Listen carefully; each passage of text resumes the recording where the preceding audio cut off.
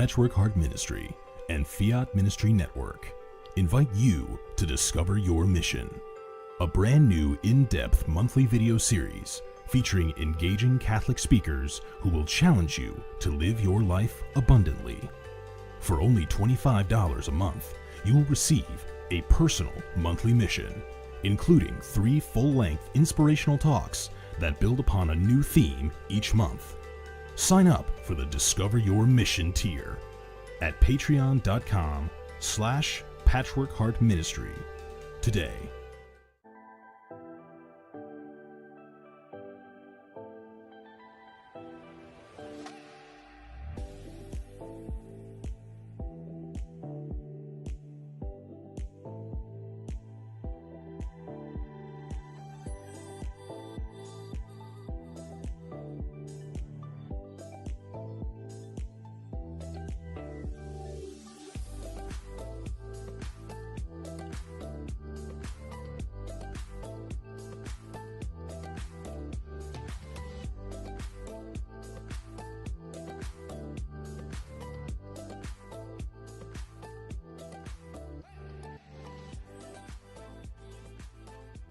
Fiat Ministry Network and Patchwork Heart Ministry present Journeys in Faith.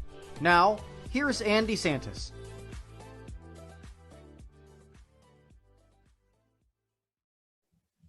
Hi, and welcome to Journeys in Faith here on this Friday evening. My name is Anne DeSantis. Great to be here.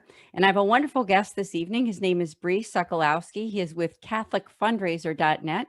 So, Brice, thank you so much for joining us here on Journeys in Faith. Thank you for having me on the show, Anne. Good to be here. Yeah, it really is good to have you here because I know you, of course, you've been a guest on Sowing Hope, the podcast that I do with Patchwork Heart Ministry, and also with my friend, Bill Snyder, who you know as well. And so it's great to have you here so that people can learn about the wonderful work that you're doing with CatholicFundraiser.net. So get out your phone, check out that website. And I will also say that myself being the director for a nonprofit for the St. Raymond Nonatus Foundation is that Brice has actually helped my nonprofit so that we can reach more people with the great message that we have to evangelize within the church. So also thank you so much for that, Brice. Thank you for helping my nonprofit, our nonprofit, to move ahead in that way. Well, you're welcome. I'm glad to hear that you're benefiting from it. And I know that anyone who has started or joined a nonprofit, an apostolate, they get very excited in the beginning, but then when the world or the reality hits, that fundraising comes into play, sometimes they get a little stressed and they get a lot of questions. So it's a real joy to be helping your apostolate, and also to just be reaching out to people and telling them, you know, if you have challenges with fundraising and you want to be able to do it in the Catholic way, there's a website and there's somebody out there who can help them, and that is CatholicFundraiser.net. Yes, that's right. And like I said, I'm very blessed to have you here on the show so that you can tell other people what you're doing, and we can talk about that and unpack it during this hour. Now, the show is called Journeys in Faith. And as the title indicates, a lot of times we start out with the faith journeys of our guests. So we would love for you to tell us about you, your life, and also your faith and how you got involved in what you're doing right now. Absolutely. I mean, what I'm going to be more specific on, I guess, my faith journey over the past year, because I think that for a lot of people has been kind of a whirlwind. And obviously over the past year, what's happened with this pandemic that has hit us, the virus, the change of life, not being able to go to work, not being able to travel, not being able to do a lot of things.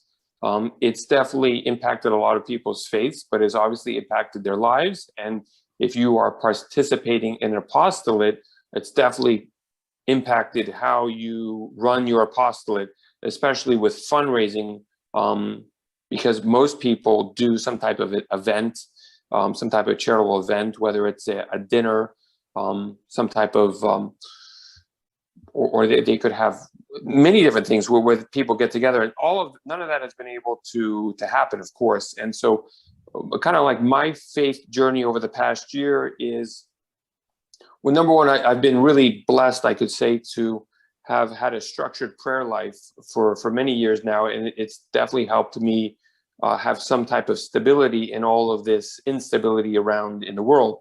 So that I found to be very, very helpful. And what I mean by stability is that, I have set times where I pray. I try and be Benedictine with the way I pray, but I think most religious orders and even churches, Mass is going to be at a certain time. Evening prayer is going to be at a certain time. Adoration is going to be at a certain time. So I found that sticking to the routine in a time that there seemed to be no routine was very, very helpful. And then I guess with the work that I'm doing, which is very connected with faith, is that a lot of nonprofits, apostolates have recognized that they've got to go online. I've been raising the flag for many, many years, telling people you have to get online. You have to start being able to use video. You can't be dependent on meetings. And maybe one of the, I guess one of the silver linings of this pandemic and what's happened over the 12 months is Catholics didn't have an option anymore, especially parishes who now have had to figure out very quickly how to have live streams for their masses, how to communicate with their parishioners via video. And it's been the same for any type of apostolate, where I've helped organize several appeal dinners or banquets online. And, it's a completely different atmosphere. But what they found is that, there's a lot of fruit to do that. So it's been a hectic year, but I found that sticking to a prayer life, a structured prayer life, has been helpful, and also just embracing the world that we live in.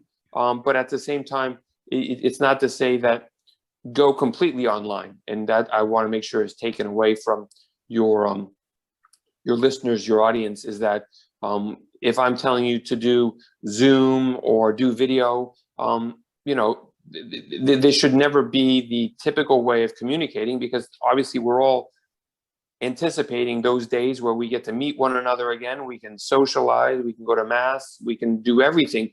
And that should always be priority number one, especially when it comes to fundraising, but obviously with everything else. But now is the time to learn how to do this stuff, but also, stress and worrying are not gifts of the Holy Spirit. So try and have a structured prayer life while you're getting through all this stuff. Thank you for sharing that about your prayer life, and also about the idea of structure. It does make a big difference, I believe, when we do schedule out those times and say, this is God's time in the morning, the afternoon, evening, and even when we go to daily Mass, when we go to adoration. So that's a really good point for all of us. And especially with the fact that we're coming out of this pandemic, hopefully sooner than later. And that was a wonderful way that you described that, because good has come out of all of this. And I think that some discipline, as you said, structuring ourselves according to making time for prayer and for God in our lives. And you know what? The same goes true for what you're doing, right? Because I know that the one thing that you have taught me since I signed on with CatholicFundraiser.net through the organization that I'm the director for, the St. Raymond Nonatus Foundation, is that in the lessons that you teach, which we'll get into all of that, how that works, you do talk about that idea of having a strategy and really thinking through what you're doing and when you're doing it, and making time to do it each day, right? A little bit every single day, and not just saving it for like a project or something that, oh, by the way, we need to work on fundraising, right? I mean, it's something that you're always doing all the time. And so it's a good way to, I think you've taught me a good way of looking at it, and a good way of sort of really jumping on board with it, right? And saying, I'm going to be proactive with this and not just reactive with my fundraising, if that makes any sense.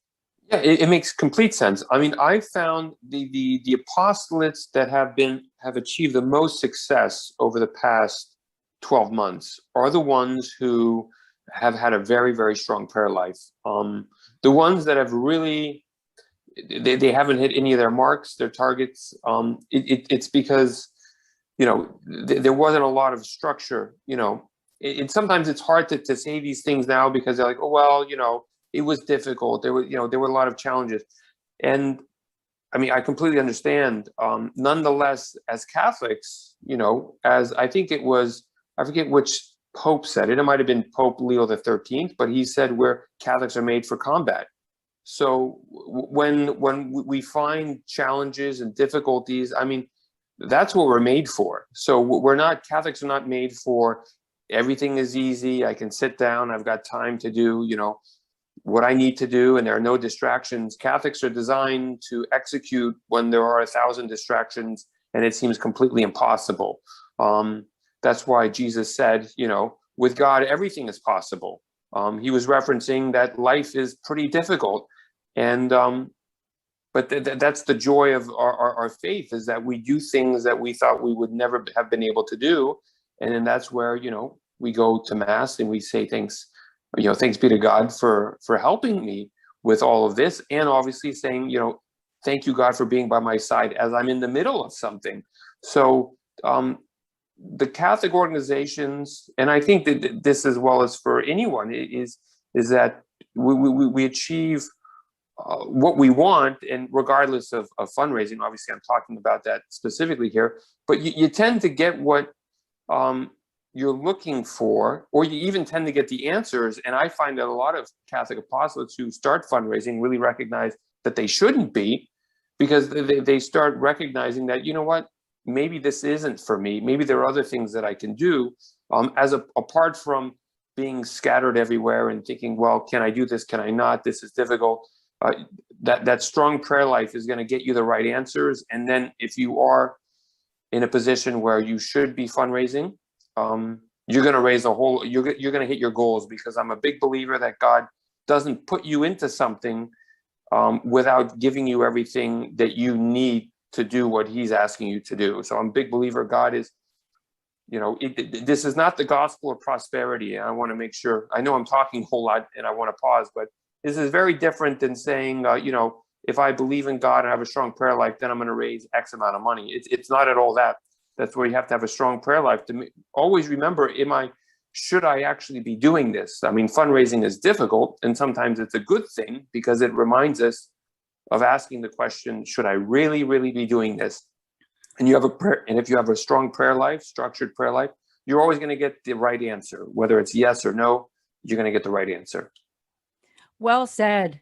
And I completely agree with you that prayer really is that ingredient. And may I add too, that if somebody's watching and they are involved in a nonprofit, whether you're on a board or whether you're in some way, shape or form involved with a nonprofit, is that I think that not only does the director or the person sort of quote in charge, the people that are running it, but also the whole board needs to pray too. Would you agree with that? I mean, everybody needs to come together and pray for the success of this organization, I would think. I mean, at least on my experience, I would say that getting that the whole group, right? Everyone, and asking other people to pray for you too. I mean, wouldn't you say that that makes a difference as well? Is that when you're asking people to pray for us so that we can reach more people and help more people and do this Catholic apostolate? That is correct. And on my website, CatholicFundraiser.net, I actually have like a free booklet. It's called The 10 Commandments to Catholic Fundraising. It's 10 things that I think anyone should do if they are either considering to fundraise or currently fundraising.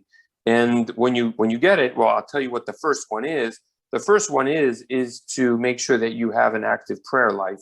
And obviously, if your board members are there, they should have an active prayer life. And then, but then this gets into the whole topic of, what is prayer and what is a prayer life? The Catechism clearly has strong outlines of what it is. And I remember maybe 8 years ago, I did a theology degree. I'm not going to say I'm a theologian, but I learned that I was pretty ignorant. So I went to a theology degree. And then one of the best classes I took was spirituality. And I found that I had a lot of misconceptions on what spirituality and prayer is. I had a very what's the word I'm looking for? a modern look to it, a very secular look to it. And I had no idea, and it was not at all Catholic. So a lot of people who think that they have a prayer life, you know, oftentimes you're misassociating what a Catholic prayer life or what a real Christian, specifically a Catholic prayer life is. And so when you have the board members and say, "Oh yeah, I have a prayer life," you gotta press on people and say, "Well, what does that actually mean?"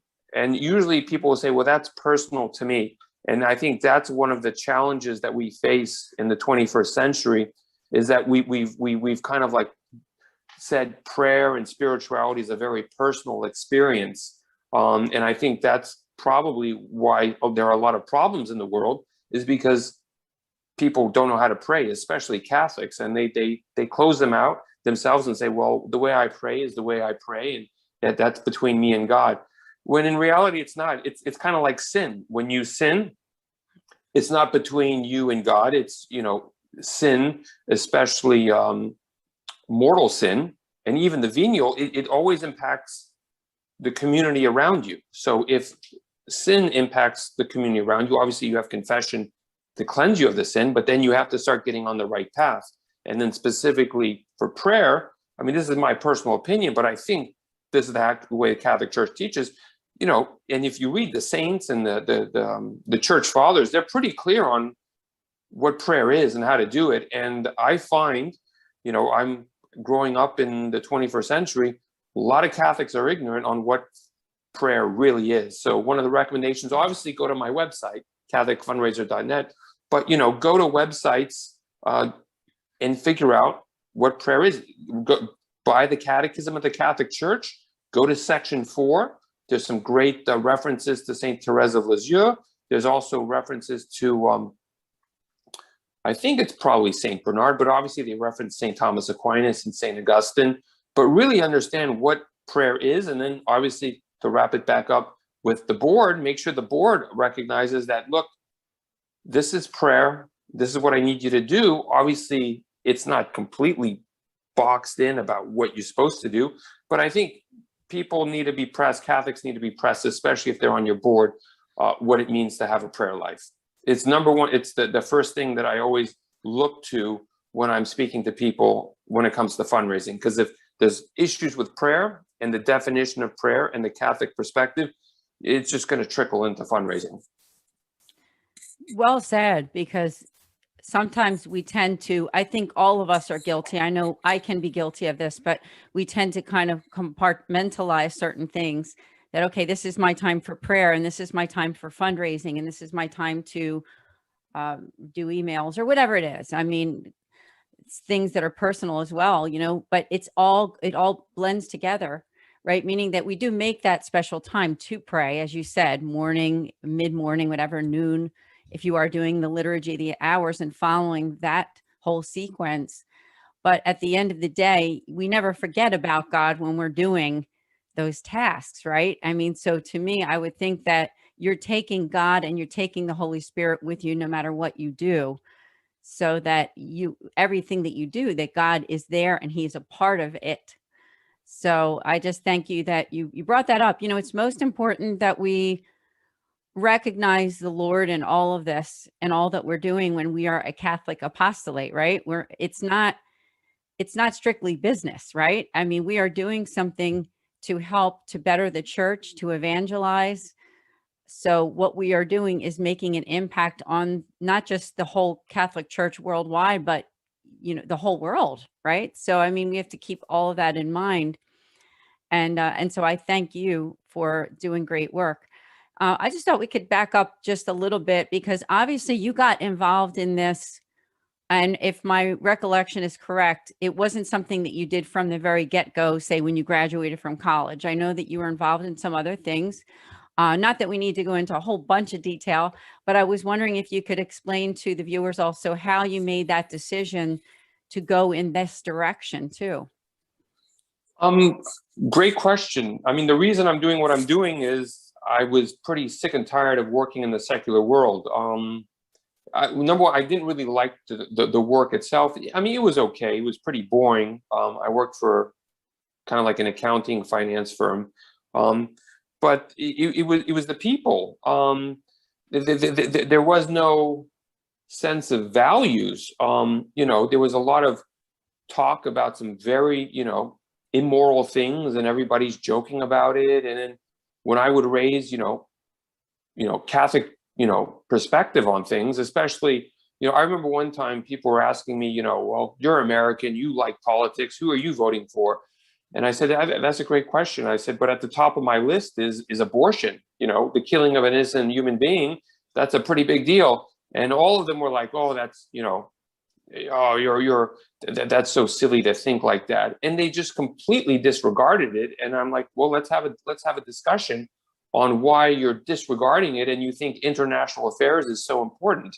Obviously bombing people is pretty bad, and I don't like that as well. But at least let's put on the table, the killing of innocent, people in the womb. But they didn't want to discuss that. And then there were other things. And then, if you look at any business now, you look at what's being implemented as policies where, we're just throwing people in the dark with gender ideology, fluidity. All of this stuff was starting like over 10, 12, 13 years ago when I was working in the secular world. They were just telling me, hey, they would send me emails and I couldn't say unsubscribe because it was part of the company policy that I had to accept all of these things. Just like they were like, well, we're going to accept your Christian Catholic views. You have to accept this. And I just didn't want to have those discussions anymore. I didn't want to hear about other people's immoral actions, or, somebody got divorced and then they're going to go out and party. It was just, I recognized at an early age in my 20s, I'm like, if I stay here, I'm going to be, I remember a famous person once said it, but it's very popular when you read books about like how to personal development. They say, you're the average of the people that you spend most of your time with. So, if I'm spending, and I was spending like 70 hours a week with these people, I'm like, well, if what this person's telling me is true, that I become the people I hang out with, and I'm spending Monday to Friday with them, sure, I could evangelize, and I'm not telling everybody to leave, but their job. But for me, I was like, I wasn't married. I didn't have kids. I'm like, I'm pulling the plug. And then I had to figure out, obviously, another path. So fundraising kind of fell in my lap. So praise be to God. Thank you for getting me out of there. I'm in a much better place. Well, we appreciate you. And I know not just myself, other people, for what you're doing. Because, I don't think there's very many groups that do exactly what you do. Maybe there's nobody else. I know that there's other fundraisers and maybe other Catholic fundraisers, but what you're doing is very special and individualized. And if I could say so, what you're doing is you're teaching people the skills so that they can do it themselves. So in other words, and I know that you do help people where you will actually, quote, do the fundraising, and that's another whole nother realm, but you will teach them how the skills so that they can make a plan, a strategic plan to do this fundraising and how to do it in a godly way, right? So that you're putting God into everything that you do. I love your videos, and you have a video course, and of course, a lot of PDFs and downloads that you've given me that I can read through and follow at my own pace. That's the other thing. It's all at your own pace. And I love how you have developed that program. Wondered if you could talk about that, because you have some great options there. People can go to your website and they can just learn from you. They don't have to be a, quote, customer, right? They don't have to join the program where you've decided that you want to work with you, and there is a fee that you pay, but they can just go to your website and learn from you, and you have some great books there. So tell us about that. Sure. My website, I always say that 99% of everything that I do is absolutely for free.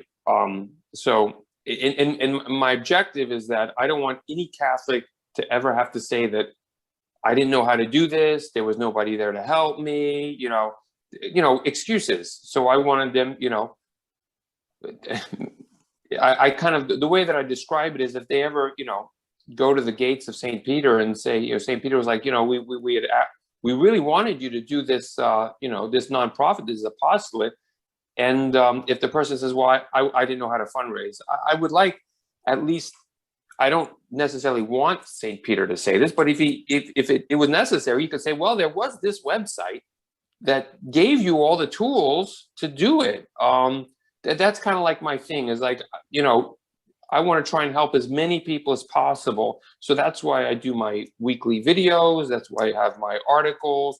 That's why I have a whole lot of stuff. 99% of everything is free. And what I found is that you can start an apostolate. You can run a nonprofit very low cost today. There are other Catholic fundraisers out there, but most of them, at least from what I've seen, really focus on diocesan fundraising, parish fundraising. But they don't really focus on all the other apostolates. I kind of got into this niche because of the pro-life movement. I didn't really see anyone helping them, and rightly so. I mean, there's not a lot of money to be made, you could say. If you were at a parish or a diocese, they're easily raising, exorbitant amounts of money. That's a whole other topic. I mean, a diocese is raising $200 million very easily. I mean, that's always their goal, millions and millions and millions. But what I found was that, nobody was really helping the pro-life organization that only wants to raise 50,000 just to, maybe have a little fund where when a woman does say yes and say, I want to choose life, but needs help either to buy their own car or, cover the cost of an apartment, it's there. So I kind of took the path that was least what's his name, that famous Frost. I always forget his name. I'm not much of a poet, but I do David remember Frost? It's something of that sort. I remember he Robert said Frost. Robert Frost. Yes. I took the path less taken, and that has made all the difference. It always stuck with me from high school to take that other path. And so I started in parish fundraising, but then I saw this opportunity where a pro-life organization was saying, look, we don't have any money to help you, but we're saving babies. And I thought, like, well, how can I say no to this? And then it kind of just cascaded into helping a lot of other people. So I try and help everybody. And it's a lot of fun because I get to meet Catholics like you, Anne, who are committed and they're trying to put all the different pieces together. And I found that if I can teach people to fish, they're gonna fish, they're gonna catch things. So there are only certain things that you have to learn how to do, and sometimes it can be a bit challenging and a bit frustrating because you didn't get into your apostolate thinking that you'd have to do all of this stuff. But I really try and lay out a plan and then try and help implement the plan and hope that every day you're a little bit better. So that's my whole objective with what I do, is to make any Catholic out there that sees that they need to raise some money, they have a plan to implement it, so that way they can do it over and over and over again and stress a little bit less each time. And you do a very good job too. And I know we're going to talk a lot more about that. So thank you. We do have to take a short commercial break. So Brice and everyone else, we will be back in just a few minutes here on Journeys in Faith. Hi, my name is Anne DeSantis, and I'm the director for the St. Raymond Nonatus Foundation for Freedom, Family, and Faith. You can learn about us on our website at nonatus.org. I'm here to tell you today about two great podcasts that I hope that you will tune in. The first Tuesday of every month at 8 o'clock, we have a podcast specifically for Catholics affected by divorce. From 8 to 9 p.m. Eastern, go to Philly Nonatus on YouTube to subscribe. In addition, we also have a podcast the last Thursday of every month. That's also at 8 o'clock Eastern Time for 1 hour. And that one is for families in crisis. We have some really great guests coming up soon, so hope to see you then. Please also consider the fact that you can make spiritual direction appointments with us with our spiritual moderator. All you need to do is go to our website on the contact form and just reach out to us. We'd be happy to hear from you and look forward to setting up an appointment. So we'd love to connect with you. Please share this video and let people know that we're there for families affected by divorce and also families in crisis. Thank you.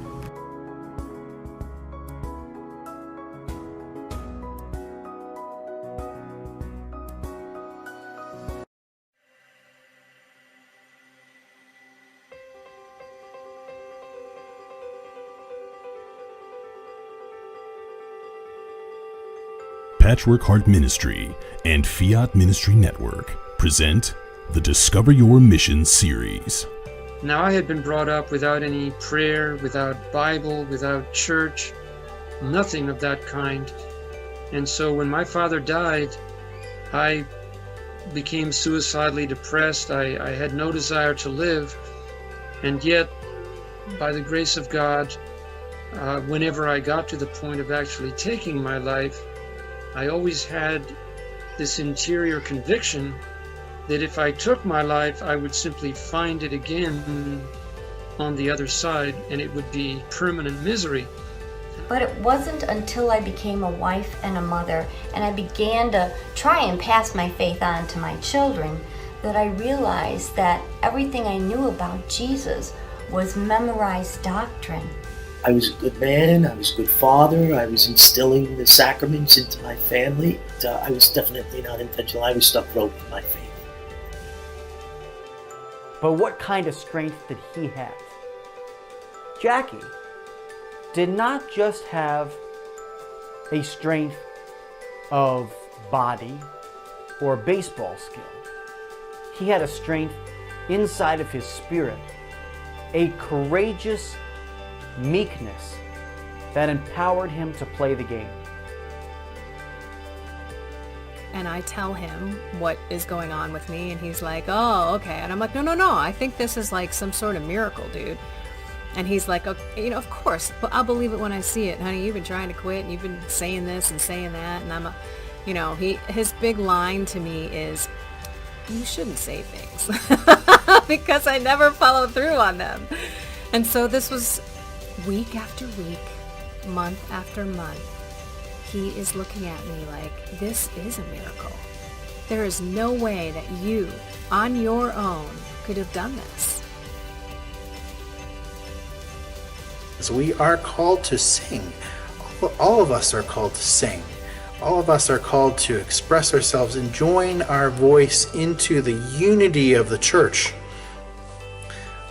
Often with my choirs, I ask them to listen to each other, to listen to the sound that they make together as one. That's what we're aiming for. Through the harmony or unison, we're aiming for a one sound.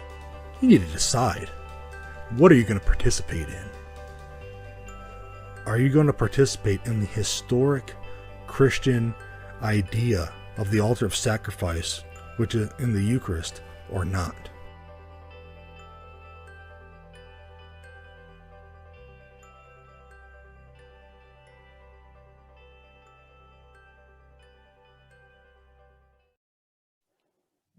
Hello, welcome back to Journeys in Faith here on this Friday evening with my awesome guest, Brice Sokolowski from CatholicFundraiser.net. And during the first half of the show, he shared a little bit of his faith journey and told us a lot about what he's doing now with CatholicFundraiser.net, helping Catholic apostolates to be able to make better outreach to the people that really need their help, and through fundraising too, because let's face it, it's something that does have to be done if you are a Catholic nonprofit or a group that is trying to make outreach. We need money to get where we're going to reach the people we're trying to help. So thank you so much, Brice, again for joining us. The pleasure's all mine. Yeah. So let's pick up, if we could, where we left off, because you were telling people about how your website works and that like 99% of what's on the website is there. It's there for free to help you. You don't have to join and become a quote client of Brice's, but there is that option too. Now, I will say that I'm with the St. Raymond Nonatus Foundation as the director.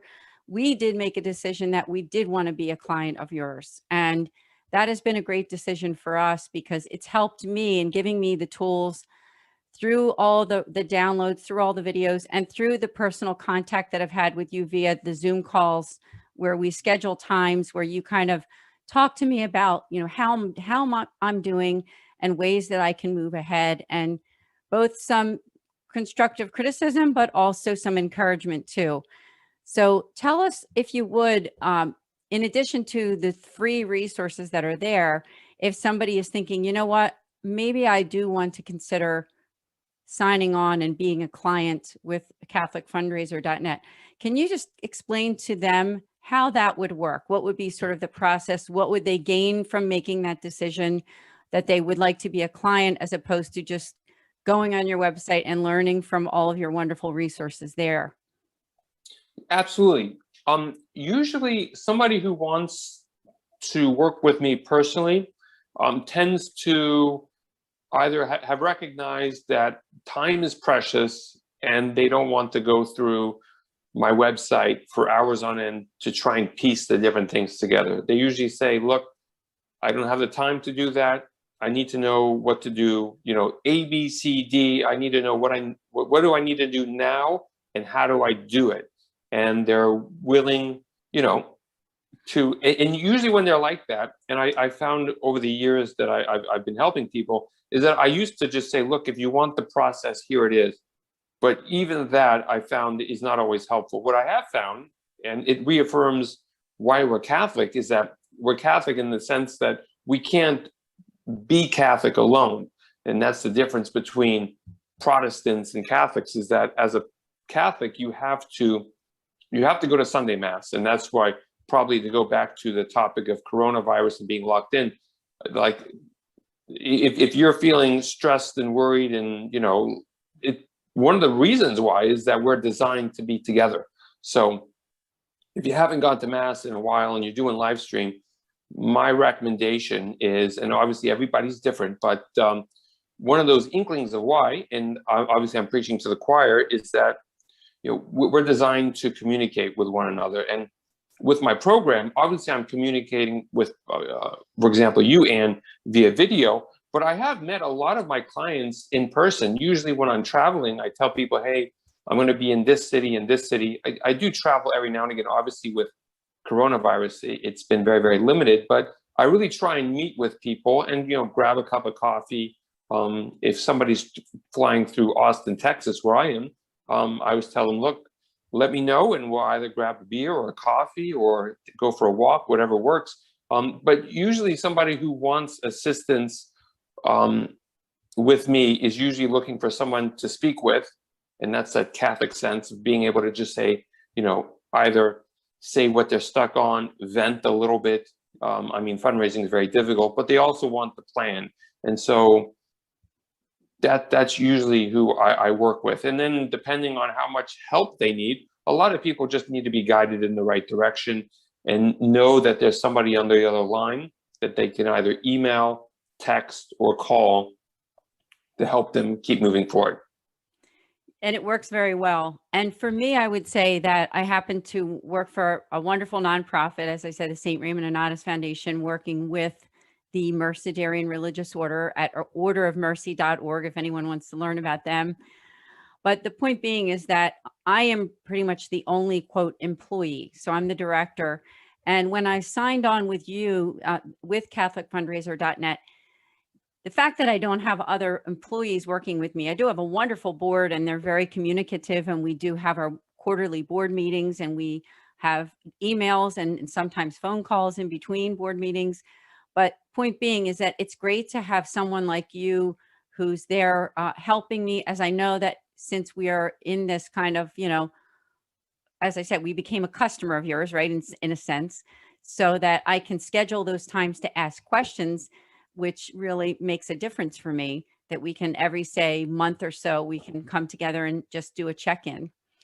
And it helps me to be accountable too, as the director. And I have to admit, I've learned so much about what to do and what not to do. I'm still learning, I have to admit. I mean, I signed on with you at the end of October 2020. And so, or I think it was the end of September, actually. But it's sort of a monthly process because it's a course that you're taking, right? Every week, you know, I can watch great videos and read the downloads and use, these are things that I can actually use to the downloads that I can use as, say, email letters that go out to our email list and things like that. So it's really been a great experience. Now, one of the things that you've really helped me with a great deal, which I know was a process for you too, in helping me because we had some roadblocks, but when you helped me to get the Google grant, which I'll be quite honest with you, Brice, I did not know about it before I met you. And so you helped me to be able to apply for that grant.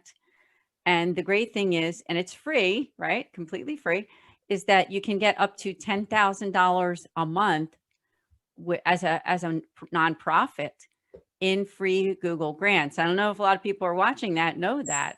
So tell us about that, because you really did help me a great deal. And we've been getting a lot more hits on our website.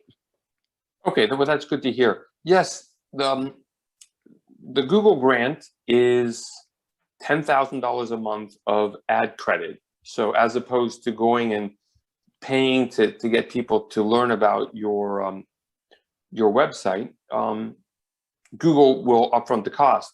Now, I don't like grants for the most part. Anyone who's looking to apply for grants, it's usually a waste of time just because there's too much paperwork, there's too much delays, especially with the coronavirus. Everybody's, separate. And if you're trying to apply for something, things are going to take longer. So I'm not a big fan of grants. However, the Google grant is absolutely phenomenal, because what I try and teach people in my course and also on my website is that your number one problem, usually people call me up and say, I need help fundraising. I need to ask you money. And the problem usually always is, well, who are you going to ask? And like, well, I don't know a lot of people. Can you help me? And so they're always asking, well, find me people who are ready to ask. I'm like, if it was easy, I wouldn't have to be talking with you and you wouldn't be stressing. So I always try and teach people the biggest problem that you have to solve is this concept of awareness.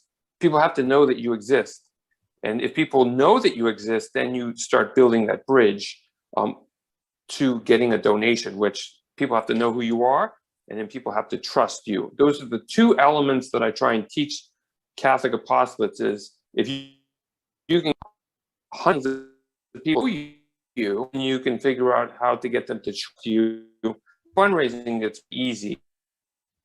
Grant comes in. Google grant, and everybody's using google.com. Everyone's always looking for something. And usually there are Catholics looking for things like Catholic Church near me, how to Divine Mercy Chaplet is like one of the highest grossing search term items on Google for Catholics. There are all these different terms that people are looking for.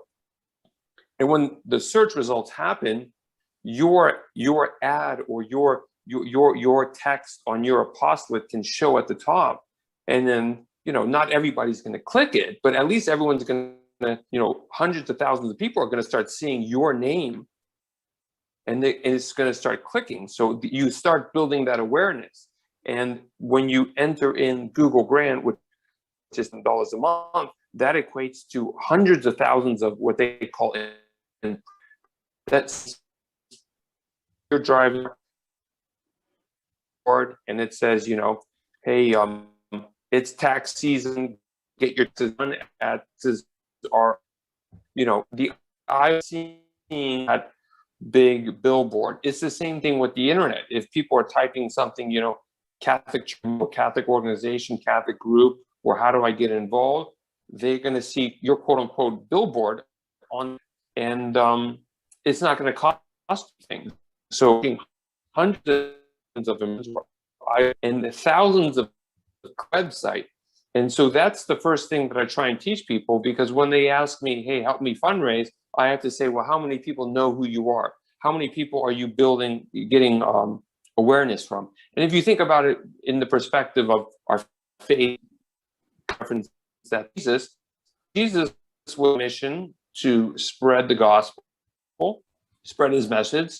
Obviously, he had the 12 apostles. They also had, they had funds. They do talk about that as well. But his main focus was to get word out. And what I find with Catholic apostolates who are struggling with fundraising, usually, and we talked about prayer in the beginning, usually if they're struggling with fundraising, I always try and think about, well, do you have a strong prayer life? If not, here are some recommendations. And if people aren't knowing about you, well, here are a few recommendations, which one of them is the Google Grant, which is you flick the switch and all of a sudden you have hundreds of thousands of people knowing about you. So that it's really beneficial. It's $10,000 a month. It's free money, the way that I see it. A lot of even, and I know I'm talking a whole lot here, but one more point December and January, and I've never seen them do this before, Google increased the amount that they allowed you to use. So instead of $10,000 a month, you could use $1,000 of free money. And I had Catholic apostolates they had a great end of year because of that. They were like, we saw a whole lot more traffic to our website. They raised a whole lot more money. So it's, if you need help, go to CatholicFundraiser.net, type in Google grant, or even type the word grant, and the things learning it, but in depth of like step 1, step 2, because, and you know, this can get a little tedious. I've been doing it for years, and it gets a little bit tedious. It's not complicated, but it is tedious. And if you miss a step, you recognize that you 5 steps back. And so, but it's worth checking out. Yeah, it's definitely worth checking out. I will say that.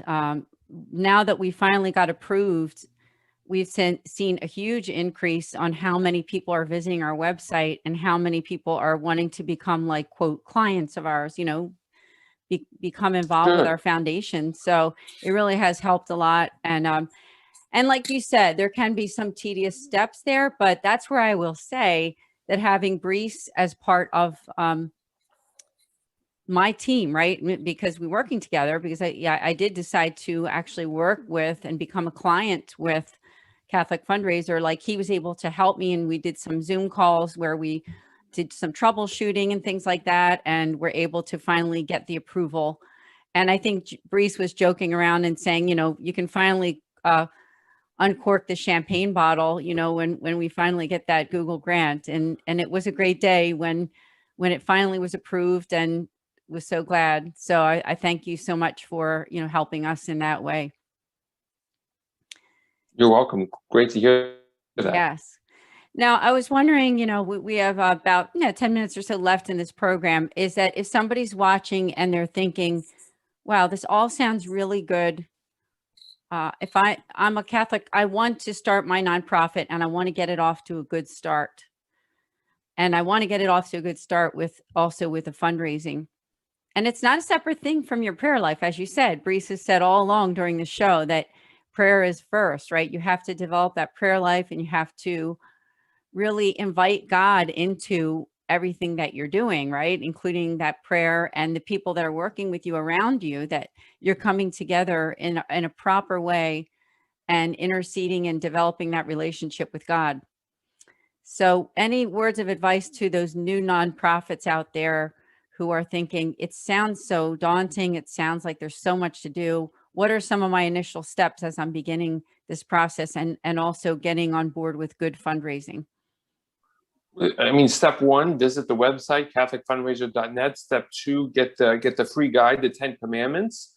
That's gonna get you, I guess, into my community. So that way, every week I'm telling people what I'm doing or what I'm seeing is the challenge, I guess, of the week.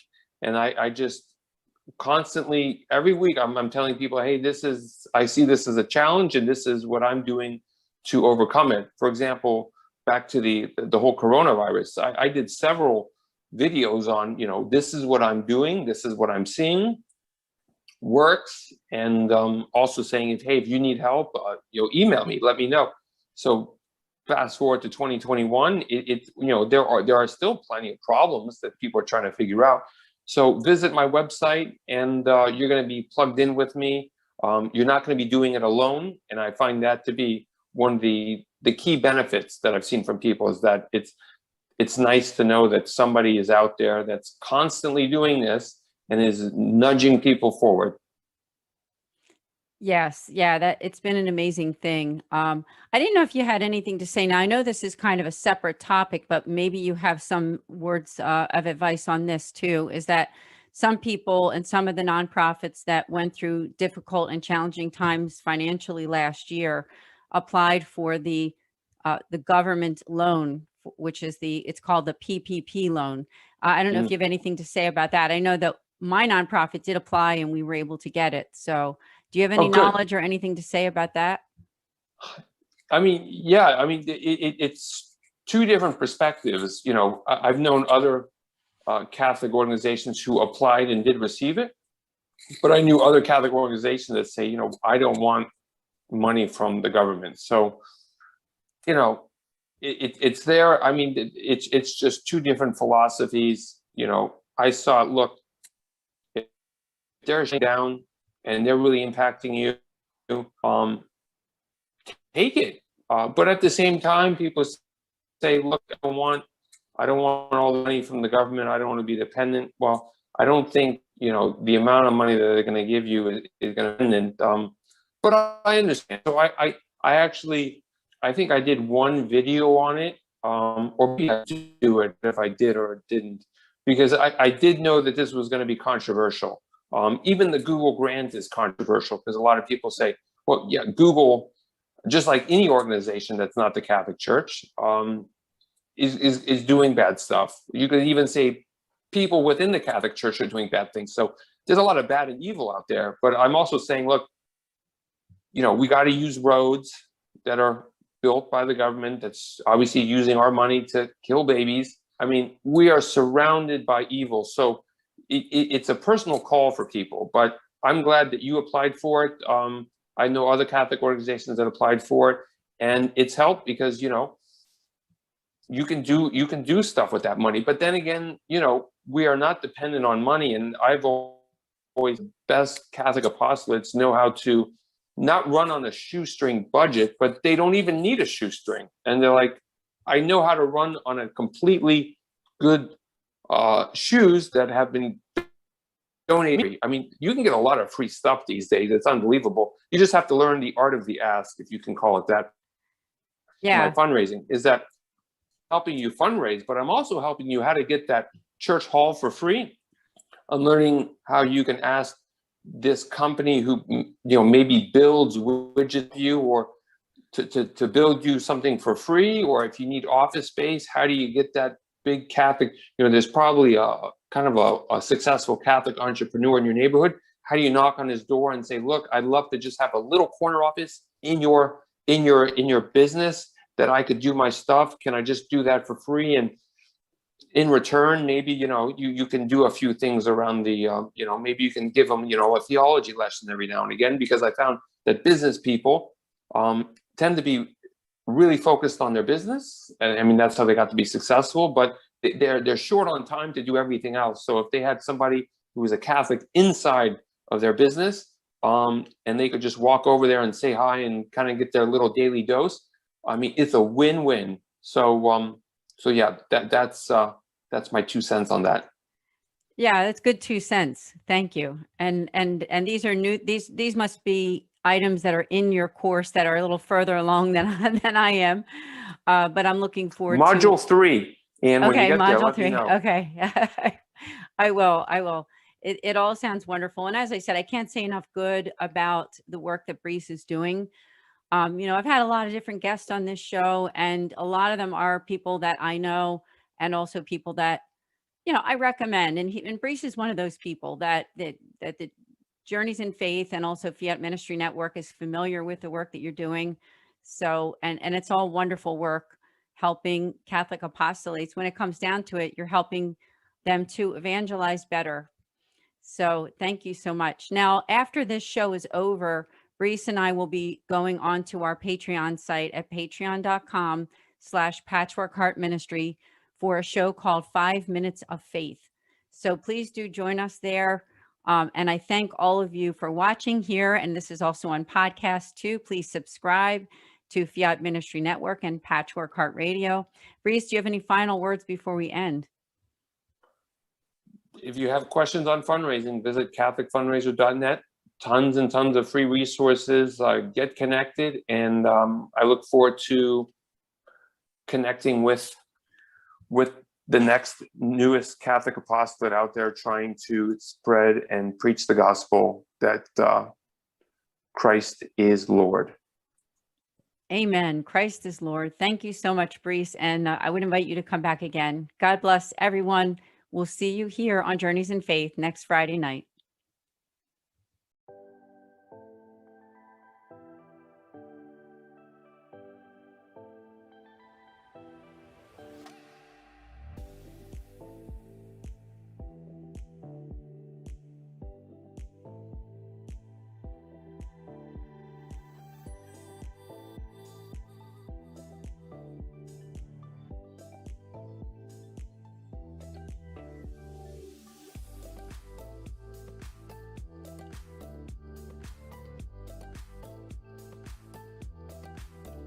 Journeys of Faith is a production of Fiat Ministry Network and Patchwork Heart Ministry.